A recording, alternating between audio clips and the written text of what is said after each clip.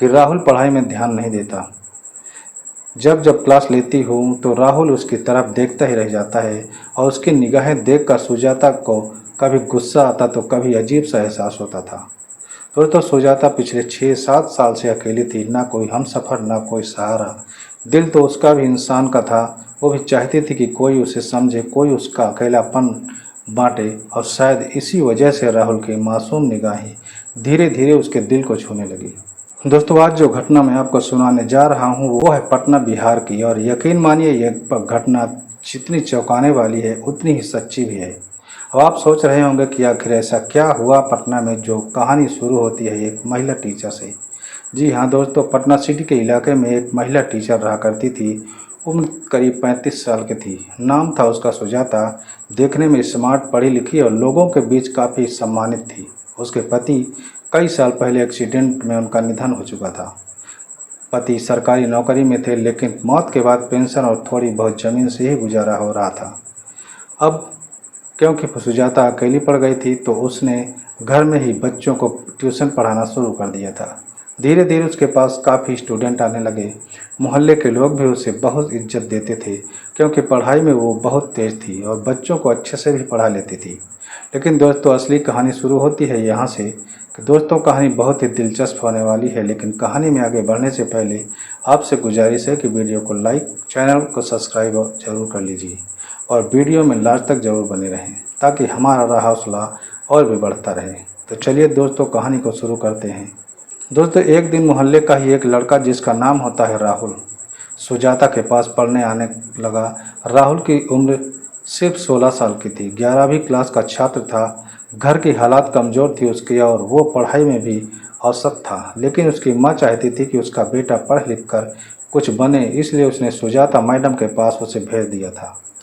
अब राहुल रोज़ पढ़ने जाने लगा। शुरू में सब कुछ सामान्य था, लेकिन वक्त के साथ सुजाता को महसूस हुआ कि राहुल पढ़ाई में ध्यान नहीं देता। जब जब क्लास लेती हूँ तो राहुल उसकी तरफ देखता ही रह जाता है और उसकी निगाहें देखकर सुजाता को कभी गुस्सा आता तो कभी अजीब सा एहसास होता था। दोस्तों, सुजाता पिछले 6-7 साल से अकेली थी, ना कोई हमसफ़र ना कोई सहारा। दिल तो उसका भी इंसान का था। वो भी चाहती थी कि कोई उसे समझे, कोई उसका अकेलापन बांटे, और शायद इसी वजह से राहुल की मासूम निगाहें धीरे धीरे उसके दिल को छूने लगी। हुआ ये कि एक दिन क्लास खत्म होने के बाद बाकी बच्चे चले गए, सिर्फ राहुल वहीं बैठा रहा। सुजाता ने कहा, अरे तुम क्यों रुके हो, घर नहीं जाओगे क्या? तो राहुल ने तुरंत बोला, मैडम मैथ्स का एक सवाल समझ नहीं आया, आप थोड़ा और समझा दीजिए। तो सुजाता मान गई।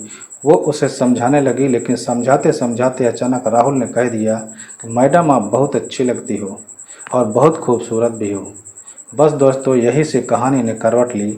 सुजाता चौंक गई। पहले तो गुस्सा किया, लेकिन बोली, चुप रहो, ये क्या बोल रहे हो तुम? लेकिन अंदर से उसका दिल भी जैसे पिघल रहा था, क्योंकि कई साल किसी ने उसकी तारीफ की ही नहीं थी, वो भी सच्चे दिल से। और यहीं से दोनों की नज़दीकियाँ धीरे धीरे बढ़ने लगती हैं।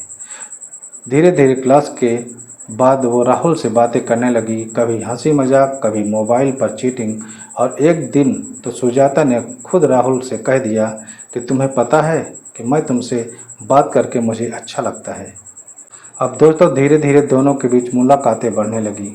पहले ये बातें सिर्फ ट्यूशन के समय तक ही सीमित रहती थी, लेकिन बाद में सुजाता उसे बहाने से रुकवा लेती और कहती, बाकी बच्चों को जाने दो, तुम थोड़ा और प्रैक्टिस कर लिया करो। और जैसे ही बच्चे वहाँ से चले जाते, राहुल और सुजाता घंटों बातें करते रहते। कभी मोबाइल पर गाने सुनते, कभी व्हाट्सएप पर चैटिंग करते। दोस्तों, अब एक दिन की बात है, राहुल क्लास खत्म करके जाने लगा तो सुजाता ने अचानक उससे कहा, रुको, मेरी मदद कर दो, पंखा ख़राब हो गया है मेरा, कुर्सी पकड़ो ज़रा। राहुल कुर्सी पकड़ लेता है दोस्तों और वहीं खड़ा हो जाता है, और सुजाता उस पर चढ़कर पंखा ठीक करने लगती है। लेकिन जैसे ही उसका संतुलन बिगड़ा तो वो सीधे राहुल की बाहों में गिर गई। दोस्तों, यही पल था जिसने दोनों की दूरी को और भी कम कर दी थी। दोनों कुछ सेकंड तक एक दूसरे को देखते रह गए। सुजाता के चेहरे पर हल्की मुस्कान थी।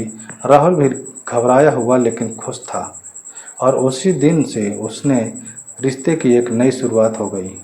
पर एक दिक्कत ये थी कि मोहल्ले वाले बहुत तेज थे। राहुल की रोज़ रोज़ ट्यूशन में देर तक रुकने की बातें सबकी नज़रों में आने लगी थी। मोहल्ले की औरतें कानाफूसी करने लगी थी, अरे ये लड़का तो रोज़ देर रात तक नहीं वहीं रुकता है, ज़रूर कुछ गड़बड़ है। राहुल के घर वाले भी परेशान होने लगते हैं। उसकी माँ ने उससे पूछा कि बेटा तू देर तक क्यों रुकता है, बाकी बच्चे तो 2 घंटे में ही आ जाते हैं और तू 3-3 घंटे क्यों रुकता है। तो राहुल टाल देता है, अरे माँ मैथ्स मुश्किल है ना इसलिए। लेकिन दोस्तों अब मामला सिर्फ पढ़ाई का नहीं रह गया था। सुजाता उसे अब घर के कामों में भी लगाने लगी थी। कभी सब्जी लाने भेज देती थी तो कभी बिजली का बिल भरवाने। धीरे धीरे राहुल को भी उसमें अपनापन दिखने लगता है।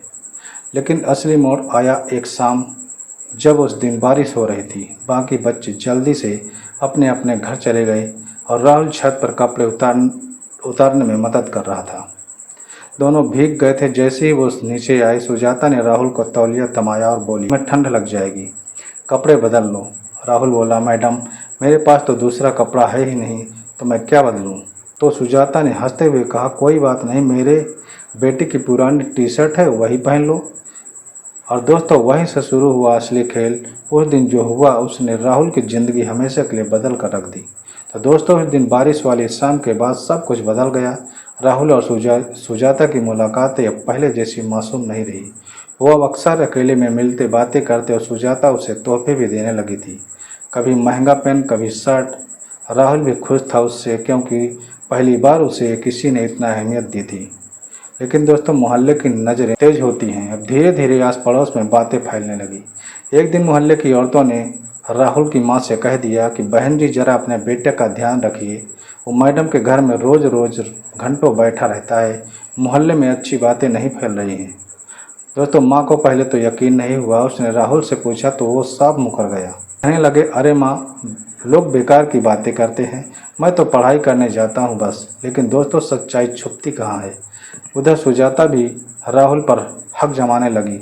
अगर कभी राहुल क्लास मिस कर देता तो वो उसे डांटती और कहती, तुम्हें पता भी है मैं तुम्हारे लिए कितना कुछ कर रही हूँ, तुम्हारी ज़िंदगी बना रही हूँ और तुम मुझे इग्नोर कर रहे हो। राहुल भी डर जाता है। अब असली बवाल कुछ दिनों बाद होता है। असली बवाल हुआ कुछ दिनों बाद। राहुल की माँ को अचानक उसकी डायरी मिल गई, जिसमें उसने सुजाता के बारे में लिखा हुआ था, मैडम मुझे बहुत अच्छी लगती है, वो मेरे लिए सब कुछ है। दोस्तों डायरी पढ़ते ही माँ के होश उड़ जाते हैं। उसी रात घर में जमकर हंगामा खड़ा हो जाता है। माँ रो रो कर बोली, बेटा ये सब तू क्या कर रहा है, तू अभी बच्चा है और वो औरत तुझसे 2 गुनी उम्र की है। लेकिन राहुल चुप रहा, लेकिन अंदर से वो भी उलझ चुका था। दोस्तों इसी बीच मोहल्ले में भी ये खबर आग की तरह फैल गई। लोग कहने लगे, अरे टीचर और स्टूडेंट का रिश्ता है या कुछ और ही है। दोस्तों अब सुजाता के घर आने जाने वाले बच्चों की संख्या धीरे धीरे कम होने लगी। कुछ पेरेंट्स ने तो साफ कह दिया था कि वो अब अपने बच्चे को वहाँ नहीं भेजेगी। अब दोस्तों असली मोड़ तब आया जब राहुल के पिता, जो बाहर नौकरी कर रहे थे, अचानक घर पर लौट आए। उन्होंने मोहल्ले की सारी बातें सुनी और बेटे को सामने बुलाकर पूछा, सच सच बता क्या चल रहा है। राहुल दोस्तों घबरा जाता है। उसने कुछ छुपाने की कोशिश की, लेकिन पिता का गुस्सा देखकर रो पड़ा और सब कुछ कबूल कर लिया। दोस्तों अब कहानी यहाँ पहुँच चुकी थी कि मामला सिर्फ घर और मोहल्ले तक सीमित नहीं रहा। राहुल का परिवार तय कर चुका था कि इस बार ये चुप नहीं बैठेंगे। तो दोस्तों उस रात घर का माहौल बहुत भारी था। माँ रो रही थी, पिता गुस्से में थे और राहुल अंदर से टूटा हुआ था। सबको बस एक ही सवाल था कि अब क्या किया जाए। राहुल के पिता ने साफ कहा कि इस औरत ने हमारे बेटे का दिमाग बिगाड़ा है, इसे सबक सिखाना ही होगा। अगले ही दिन वो सीधे मोहल्ले के मुखिया और कुछ बड़े बुजुर्गों को लेकर सुजाता के घर पहुंच जाते हैं। दोस्तों सुजाता को अंदाज़ा ही नहीं था कि अब बात इतनी दूर तक निकल चुकी है। मोहल्ले के लोग उसके घर के बाहर जमा हो गए और सवालों की बौछार कर दी। कहने लगे कि तुम्हें शर्म नहीं आती, बच्चों को पढ़ाने के बहाने ये सब कर रही हो। सुजाता ने दोस्तों पहले सब कुछ झूठ बताया, लेकिन जब सबूत के तौर पर राहुल की डायरी और मोहल्ले के गवाह सामने आए तो उसकी बोलती एकदम बंद हो गई। अब मामला थाने तक पहुंच चुका था। राहुल के पिता ने साफ शब्दों में शिकायत दर्ज कराई कि पुलिस ने सुजाता को पूछताछ के लिए बुलाया। थाने में जब उससे सवाल किए गए तो वो एकदम टूट गई और मान लिया कि राहुल के साथ उसका रिश्ता सिर्फ पढ़ाई का नहीं रहा। उसने कहा, मुझे अकेलापन था, राहुल मेरी कमज़ोरी बन गया था। दोस्तों ये बयान सुनते ही सबके होश उड़ गए और सब हक्के बक्के रह गए। दोस्तों पुलिस ने कानूनी कार्रवाई शुरू कर दी। सुजाता पर नाबालिग लड़के को गुमराह करने और यौन शोषण का केस दर्ज हो गया। मोहल्ले में अब उसकी इज्जत पूरी तरह खत्म हो चुकी थी। राहुल का परिवार टूट चुका था, लेकिन उन्होंने तय किया कि बेटे का भविष्य बचाना है। राहुल को शहर से दूर बोर्डिंग स्कूल में भेज दिया गया ताकि वो इस घटना को भूल सके और ज़िंदगी में कुछ हासिल कर सके। दोस्तों इस पूरी घटना से एक बड़ी सीख मिलती है कि भरोसा कभी भी आंख बंद करके नहीं करना चाहिए, चाहे वो कोई भी इंसान हो। और सबसे बड़ी ज़रूरी बच्चों पर नज़र रखना बहुत ही ज़रूरी है, क्योंकि छोटी सी लापरवाही उनकी ज़िंदगी बिगाड़ सकती है। इस तरह ये कहानी यहीं पर ख़त्म होती है, लेकिन दोस्तों ये सिर्फ कहानी नहीं है, बल्कि समाज की एक सच्चाई है। ऐसी घटनाएं हमारे आसपास होती हैं, बस हम अक्सर उन्हें नज़रअंदाज कर देते हैं। तो दोस्तों अगर आपको ये कहानी सच्चाई का आईना लगी हो तो इसे ज़रूर शेयर कीजिए और अभी तक अगर आपने हमारे चैनल को सब्सक्राइब नहीं किया है तो वीडियो को लाइक कर दीजिए, चैनल को भी सब्सक्राइब कर लीजिए। दोस्तों मिलते हैं अगले नए वीडियो में, तब तक अपना और अपनों का ख्याल रखें। वीडियो देखने के लिए आपको बहुत बहुत धन्यवाद।